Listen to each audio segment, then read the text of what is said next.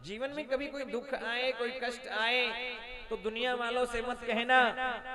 क्यों? ये दुनिया वाले, ये दुनिया वाले झूठे के आंसू लगा करके सब सुनते हैं। ये दुनिया वाले झूठे के आंसू लगा करके सब सुन लेंगे और बाजार में हंस करके उड़ा देंगे। इसलिए लिखा है कि तुलसी पर घर जाए के दुख मत कहिए रोए, दुख नहीं बाटे आपनों जगत हसाई होए। कि तुलसी पर घर जाए के दुख मत कहिए रोए, अरे दुख नहीं बाटे आपनों जगत हसाई हो।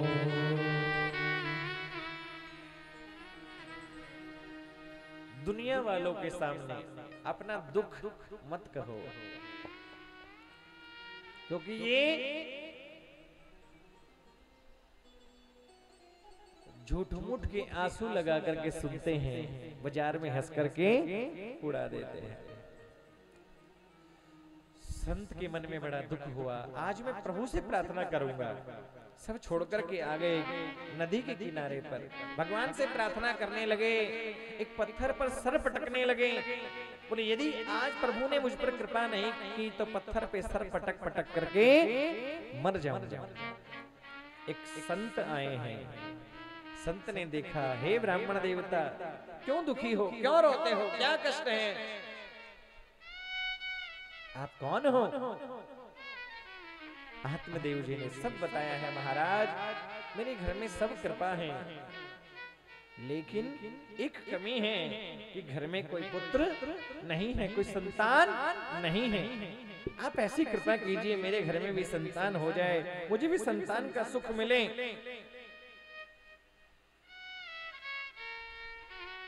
संत ने आत्मदेव जी के मस्तिष्क को देखा और कहा, हे ब्राह्मण देवता, आप तो इस जन्म की बात करते हैं।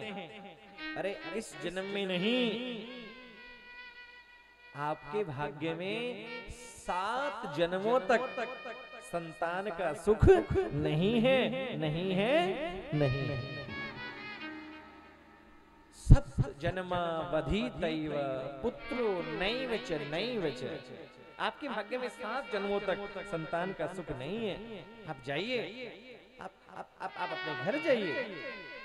ब्राह्मण देवता कहने लगे, हे संत महाराज, मैंने सुना है यदि संत कृपा कर दे तो भगवान के लिखे हुए को भी बदल सकते हैं। यदि आपकी कृपा हो जाए, यदि आपकी कृपा हो जाए तो मुझे भी एक पुत्र की प्राप्ति हो जाएगी। आप ऐसे आशीर्वाद दीजिए ना। संत ने बार बार समझाया, महाराज आपके भाग्य में 1 जन्म नहीं 7 जन्मों तक संतान का सुख नहीं है, आप चले जाइए। आत्मदेव जी चरणों में गिर गए और कहा, हे महाराज, हे संत भगवान, यदि आज आपने आशीर्वाद नहीं दिया तो आपके चरणों में ही इस पत्थर के ऊपर सर पटक पटक करके मैं मर जाऊंगा और इस ब्राह्मण की हत्या का दोष आपको लगेगा। या तो मुझे पुत्र का आशीर्वाद दीजिए, नहीं तो इस पत्थर पर सर पटक पटक करके मर जाऊंगा और इस ब्राह्मण की हत्या का दोष आपको लगेगा। संत ने सोचा, यदि आज इस ब्राह्मण को आशीर्वाद नहीं मिला तो ये मेरे चरणों में सर पटक पटक करके मर जाएगा और इस ब्रह्म हत्या का दोष मुझे लगेगा। संत को दया आ गई।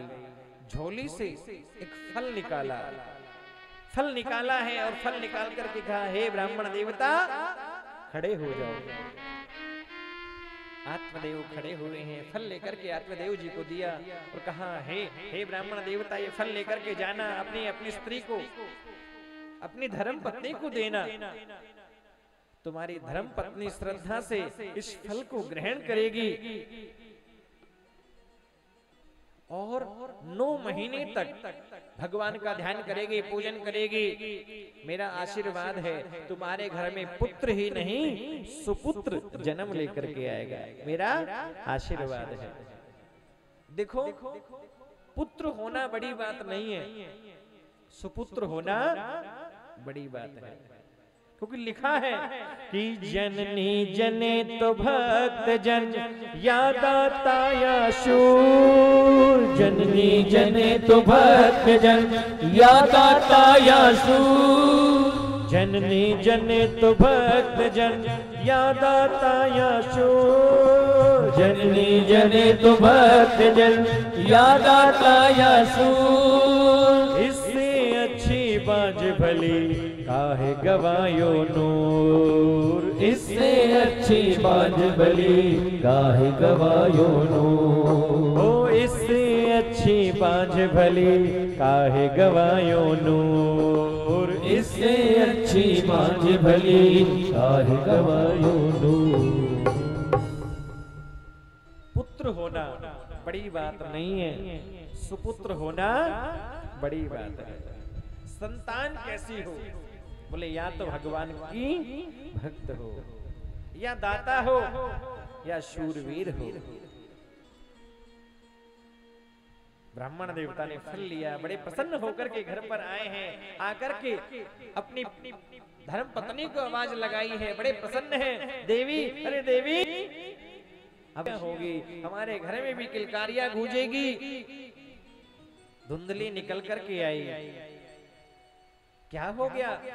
ऐसा ऐसा क्या क्या कह रहे हो तुम? अरे हाँ देवी, हम सत्य कहते हैं। देखो, संत ने फल दिया है, इस फल को तुम श्रद्धा से पान करना, इस फल को श्रद्धा से खाना। संत का आशीर्वाद है, हमारे घर में पुत्र नहीं सुपुत्र जन्म लेकर के आएगा। इस फल को तुम श्रद्धा से ग्रहण करना, 9 महीने तक भगवान का ध्यान करना, पूजन करना, पाठ करना। संत का आशीर्वाद है, हमारे घर में सुपुत्र होगा। लेकिन वो थी उल्टा सोचने वाली, जैसा पति कहते उससे उल्टा काम करती। सोचने लगी, अरे ये कैसा फल लाए हो तुम? कभी फल खाने से बेटा होता है? फिर सोचने लगी, चलो चलो मैं मान लेती हूँ फल खाने से बेटा होता है, और मैंने तो सुना है फल फल फल यदि संतान होगी तो मेरा उदर बढ़ जाएगा, मेरा पेट बढ़ जाएगा, और जब पेट बढ़ जाएगा, एक प्रसंग में एक ही धुन, जब पेट बढ़ जाएगा और कहीं डाकुओं ने हमारे गांव में आक्रमण कर दिया तो मैं भाग करके कैसे जाऊंगी? फिर सोचने लगी, चलो चलो डाकू आक्रमण नहीं करेंगे, और जब मैं गर्भावस्था में होंगी और कहीं घर में आग लग गई तो मैं कैसे भाग करके जाऊंगी? चलो आग नहीं लगेगी। मैंने तो सुना है कई माताओं को बच्चों को जन्म देते समय मृत्यु भी हो जाती है, मैं कैसे सहन कर पाऊंगी? और चलो मृत्यु नहीं होगी, बच्चे का जन्म भी हो गया तो लालने पालने दुखम, बच्चों का लालन पालन करने में भी बड़ा कष्ट होता है। कौन पोटी साफ करेगा, कौन खिलाएगा, कौन रुलाएगा, कौन हंसाएगा? मैं सब ये सहन नहीं कर पाऊंगी। पति ने कहा, रे देवी क्या सोच रही हो, ये फल खाओ। पति को झूठ बोल दिया, अरे अरे आप मुझे दे दीजिए, मैं सुबह स्नान कर करके इस फल को खा लूं। देवी जरूर खा लेना। हाँ महाराज। पति से तो फल ले लिया, प्रातः काल हो गया और सोच रही है क्या करूं इस फल का। अब पति लाए हैं फल, बोलते हैं बेटा हो जाएगा। सोच रही थी कि इतने में धुंधली की बहन आ गई। जैसे धुंधली वैसे उसकी बहन। हमारी दादी जी बोलती थी कि माँ पे पूत पिता पे घोड़ा गणा नहीं तो थोड़ा थोड़ा मिलते जुलते मिलेंगे महाराज। अब जैसी धुंधली वैसी उसकी बहन है। क्या हुआ बहन? अरे बहन सही हुआ, सही समय पे तू आई है। अरे क्या बात है, क्यों क्या सोच रही है? अरे देख तेरे जीजा जी ये फल लेकर के आए हैं और बोलते हैं फल खा लूंगी तो बेटा हो जाएगा। फल खाने से कोई बेटा होता है? मैं क्या करूं? धुंधली की बहन कहती है बहन देख तेरे घर में धन दौलत की कोई कमी नहीं है और मेरे घर में संतान की कोई कमी नहीं है। 5 बच्चे तो पहले से हैं, छठा होने वाला है। एक काम कर, तू मुझे धन दे देना और मेरे घर में जो अबकी बार संतान होगी वो ला करके मैं तुझे दे दूंगी। धुंधली ने कहा अरे बहन तूने तो सारी मुश्किल ही हल कर दी।